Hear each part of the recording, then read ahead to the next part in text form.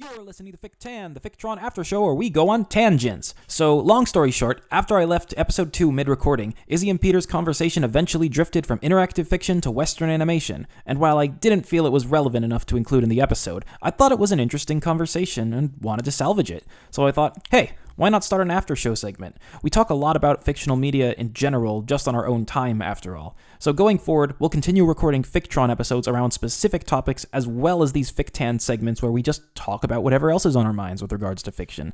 I, of course, wasn't present for the recording of this segment, but I'll be chiming in post when I feel I have any insight to add. And this segment will resume with Izzy and Peter's conversation on Nintendo Mii's from last episode. As always, don't forget to like and subscribe. Now, without further ado, let's get alternative. Once upon a time our teacher said, "You'll never break the rules that we define. The times are changing now, let's look ahead. It's time for us to read between the lines." It's interesting to me that, like, it is sort of, you're creating your own avatar, but there's something more appealing about it than there is with the corporate art style type avatars that you can make with, like, Bitmoji or Bitstrips or yeah. Oh, I hate IMVU. Bitmoji. I hate Bitmoji. I saw a meme. I don't know. It's a meme, but it was a photograph of someone who had a Bitmoji in their store's logo sign in front of their store. I hate it. I hate it so much. Kill. It's such an affront to God to me. It's like the same as like the Big Mouth art style. It's so bad. Oh yeah. Oh, Big Mouth, I hate it. I hate it precisely because it stylizes all the wrong things. I know, and like some people like why argue that that's does like the purpose, but like because like everything's supposed to be about like awkward stages in life, but it looks like ass, and I don't want to watch it. It looks so bad. They keep the striations in the eyes, but they don't have the shines on the eyes. I know. Like, what's that about? So they have like these pinwheel-looking eyes that are just dull, flat fish eyes. And call me controversial, but I think beauty exists subjectively. Exactly. And you're right. I think there is an objective standard of beauty towards which art should strive. Or if not should, then it can. And Big Mouth is at least a rejection of this idea. It doesn't look as bad as Problem Solvers, but it's still pretty offensive. So I'm going to jump in here to play devil's advocate, because I actually do like Big Mouth, or rather I liked the first couple seasons, and I think it kind of jumped the shark after that. I'm not going to act like it's a perfect show, but it is a show about puberty, and I think the animation being grotesque and ugly fittingly lends itself to a phase of life which itself feels grotesque and ugly to many. I can understand why that would make it unwatchable to some, but I enjoy how the animation reflects the central theme. I'll also say I don't think there's an objective standard of beauty, but do believe that conventional standards for art in general do exist and are what they are for reasons, and I think there's a value in learning those reasons as an artist, even if you do ultimately choose to reject or subvert them in your work. But the problems I honestly have with Big Mouth are much more to do with the annoying overabundance of pop culture references which date it substantially. In fact, I feel like a show about puberty, about something as timeless as puberty, should strive not to have pop culture references. And on the theme of puberty, I feel like it doesn't always get it right, which is a huge problem. At times, the allegories they use to illustrate different aspects of puberty really do nail it. They nail the feeling of how it actually was to go through those changes. But there have been times where it just missed the mark by a landslide. So I guess if nothing else, Big Mouth is a show I appreciate conceptually. I appreciate what it's trying to do, even though it doesn't always succeed. What else was it? Bitmoji.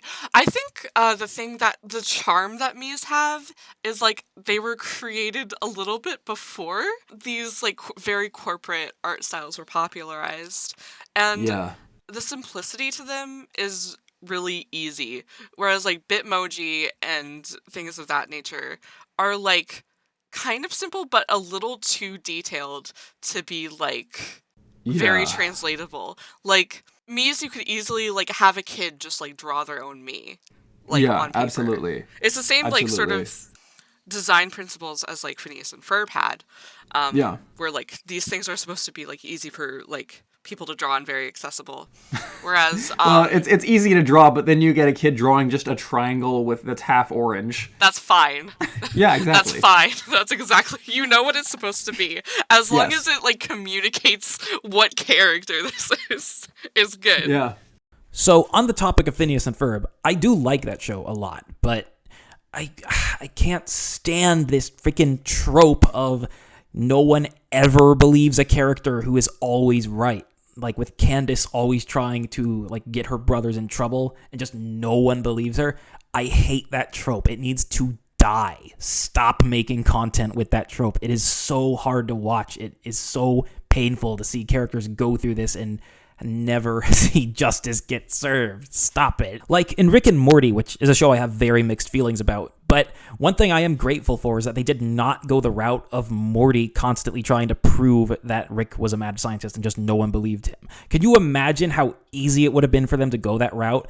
And I'm just so eternally grateful that they did not do that. That it's just a given that Rick is this like crazy, wacky, mad scientist, and everyone knows that. And even though Phineas and Ferb is just a sterilized version of Fairly Odd Parents, it works.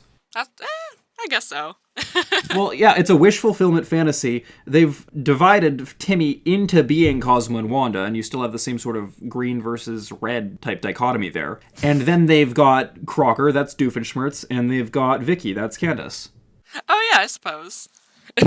I think there's some unusual parallels there, the same way Johnny Test is just a gender flip of Dexter's Lab. I hate you. I hate you for saying that. I hate you so much. It makes sense, doesn't it? I wish you were dead. Truly. And It you're is, right, though. so I can't It even is, fight though. you. It's just a gender swap of Dexter's Lab, yeah. Oh no. So the boy is the goofball blonde, and the scientists are the redhead scientists are the girls. Tall girls, yeah. Yeah, and All the four. dad and the mom are swapped too, because his mom is the hardworking business professional, and his dad is a Stay-at-home stay-at-home dad. caretaker. Cleans Yeah, a shit ton. Yeah. yeah, exactly. Yeah, there was even an episode of Dexter's Lab with a talking dog. I hate this. I know. I mean, it's like in good. Okay, it sounds extremely good in theory, but there's just like such a quality drop Yes.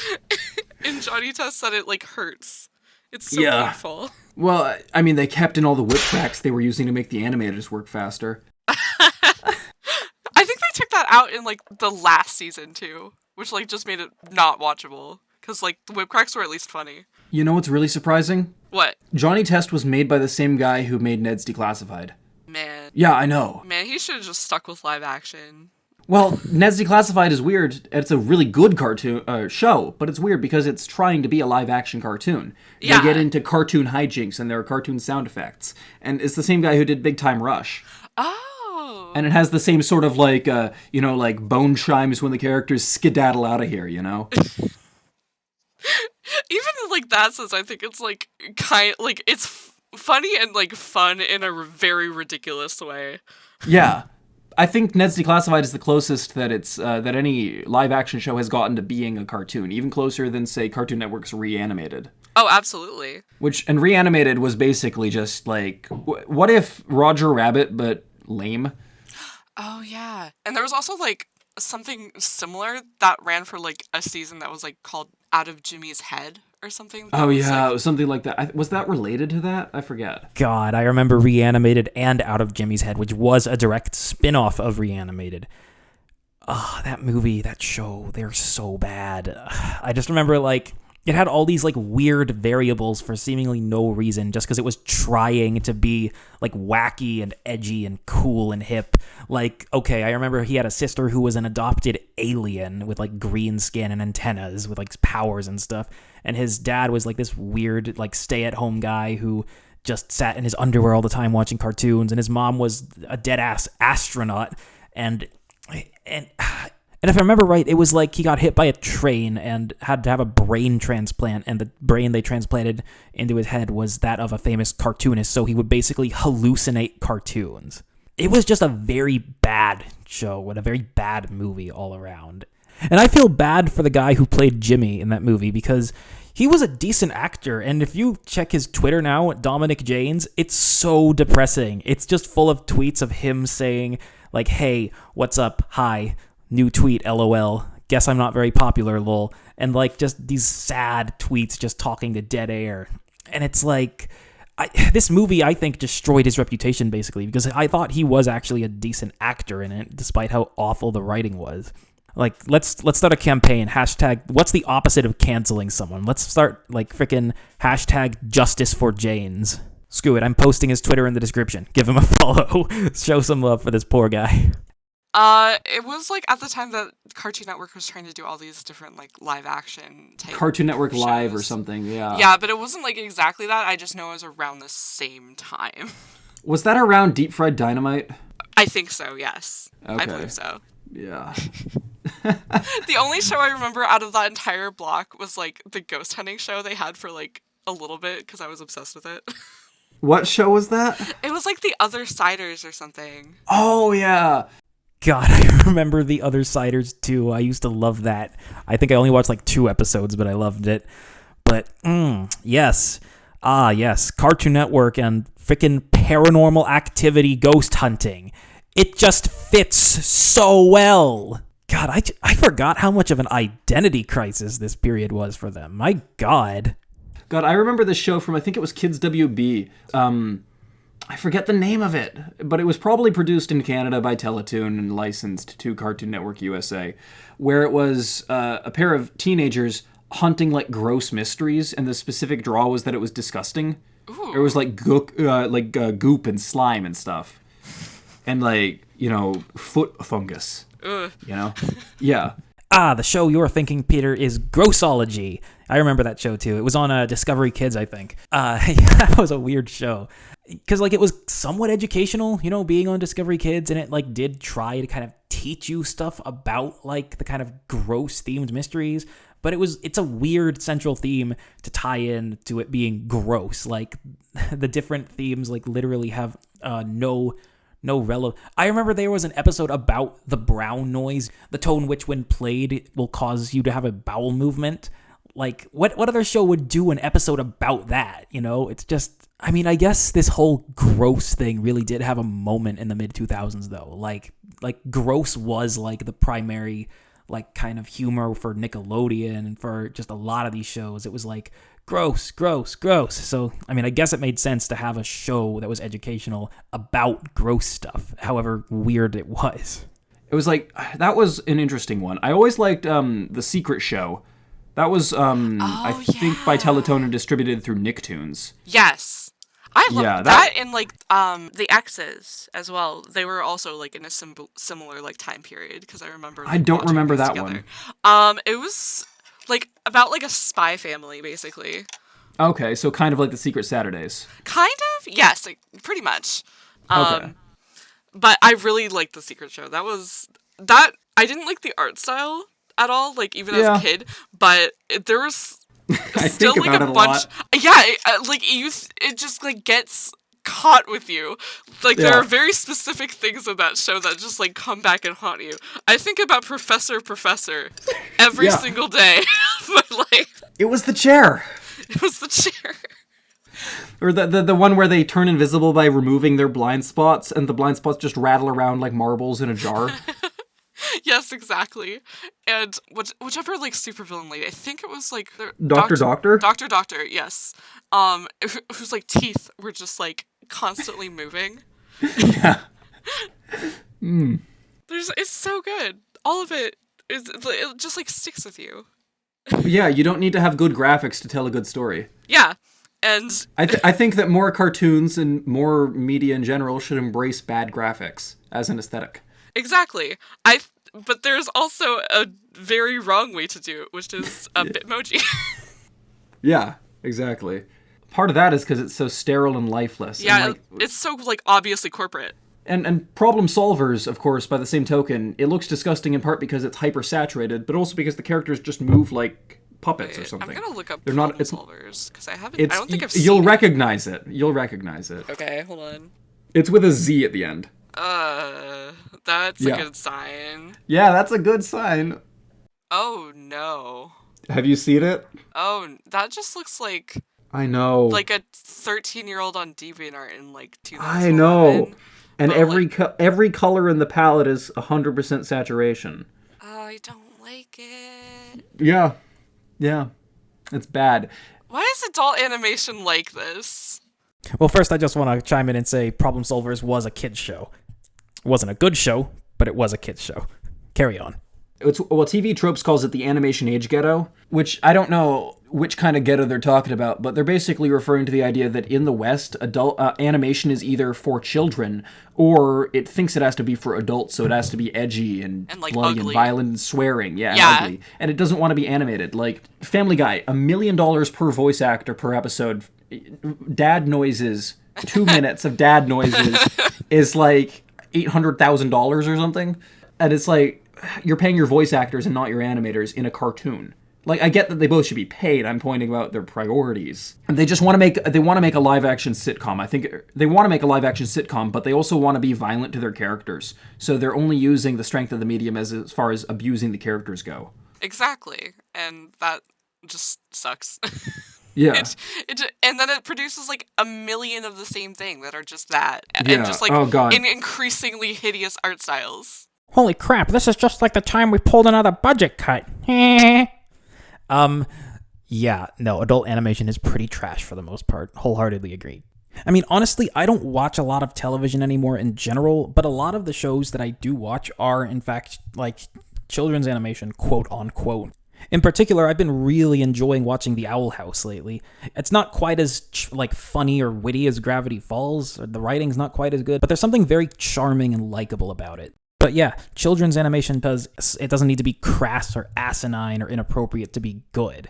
Which isn't to say that a show for adults can't be all of those things, but when it's just used in so much overabundance, like Peter said, to specifically distinguish it as not being for children, it's just like, well, it doesn't really do anything for the show, though. It doesn't really, like, it's not really that creative or interesting as much as like having... Like, I think like one show that is for adults that I do actually like is Tuca and Birdie, because it has adult themes, but it's not overly reliant on like swearing or violence or anything like that. It's just thematically a show that will be more appealing to adults. And it's also got some really fun, like wacky, trippy ass animation that I just wholeheartedly enjoy. And ABK, did you or I link this to each other, or did Béla link this to one of us? ABK, Alistair Beckett King on YouTube, does some phenomenal work making fun of tropes in like little short comedy videos. And he did one where he's making fun of Family Guy, and it's so on point. I don't think I've seen this, so it was probably Béla. Okay. But I will look into it. I'll link it after we finish. Okay, great. It's so good, because he pinpoints exactly what's wrong with it. And it's really unfortunate that, at least here in the West, you can't have good adult animation, because it always thinks it has to be edgy in order to differentiate itself from the preconceived notion that cartoons are for kids. Yeah, exactly. Cartoons don't have to be for kids. You don't have to differentiate yourself from this. You know, like, Yeah. even people point out to, like, you know, Samurai Jack and say, that's a good Western cartoon, but it takes so much influence from the East. Is it really Western? Right. It's basically a Kurosawa movie. Right. I don't have anything to really add to that, but completely. I guess, like, popularity of, like, Steven Universe with, like, adult fans, maybe, but... I'd say Adventure Time was an earlier predecessor. Oh, yeah. That's definitely true. And Adventure Time was the first new cartoon, I would say, to get really, really big after 9/11. Like, all the previous Titans, The Simpsons and Family Guy, and so on, they all predate that. South Park, even. All of them predate that, and they all stuck around way too long. And Adventure Time was the first new thing, and then everything imitated it. Like, you couldn't go... Like, the whole 10 years from, say, 2007 to 2017, it was hard to find a cartoon where the characters had defined elbows. Yeah. Because the Noodle Arm style got so popular. Yeah, exactly. Where the problem solver style, where did that originate from? What mutated this? I have to imagine it was a student film that got picked up before its time. Man. The same as with Breadwinners. Oh, yeah, you're probably right. You know Breadwinners, huh? I do. Yeah, Unfortunately.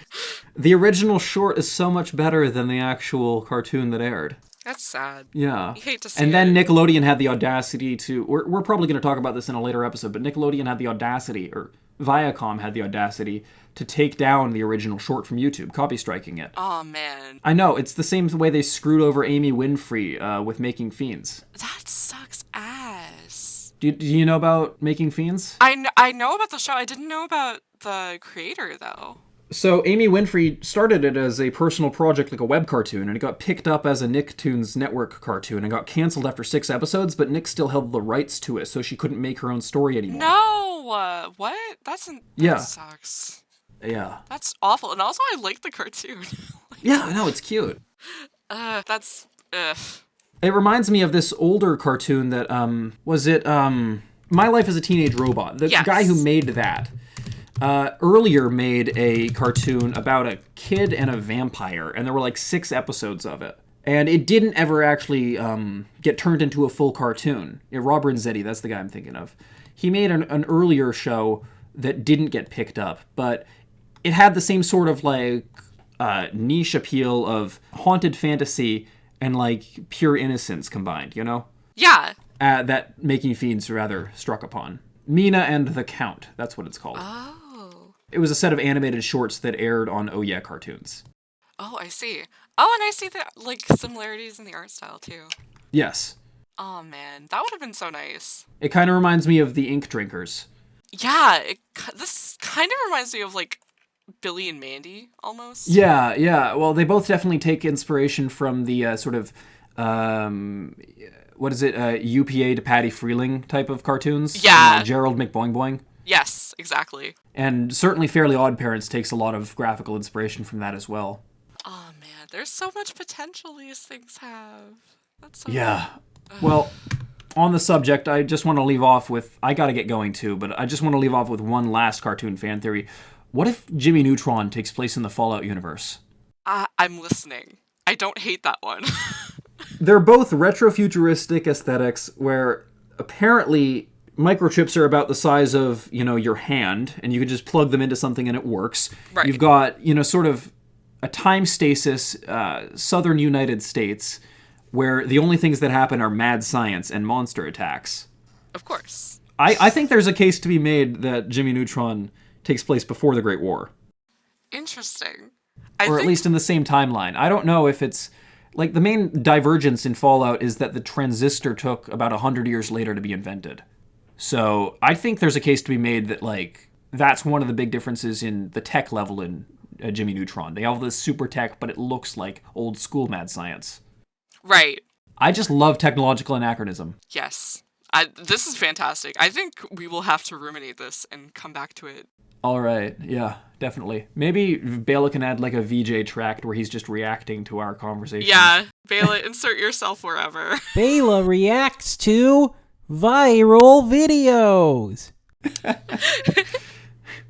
We just get like a Béla soundboard. Oh my god, please? That's like fantastic. Let me tell you about Homestuck. This meme is from the future. This meme is from the future. Let me tell you about Homestuck. I need to figure out how to like work soundboards. That'd be fantastic for this. Definitely. If one of us is like we each just have a soundboard. That like if we ever need to miss an episode, we just like It's one of my favorite XQC moments was where he pretended to be a soundboard to troll someone who was stream sniping him. That's something like that. Wonderful. Yes, exactly. Yeah. But just be a soundboard of yourself. Thank you so much for listening to this first fic.tan segment. Izzy, Peter, and myself are all in pretty transient periods of our lives, and recording and editing episodes of Fictron takes us quite a bit of time. With that said, I'd still like to keep releasing content on this channel somewhat regularly, and having these segments is going to help with that a lot. Rest assured, we are still working on Fictron episodes. They are the priority, but I think having some supplementary content between episodes every now and then will help keep the channel fresh as we continue to work on main episodes. So thanks again for listening, and we'll see you next time.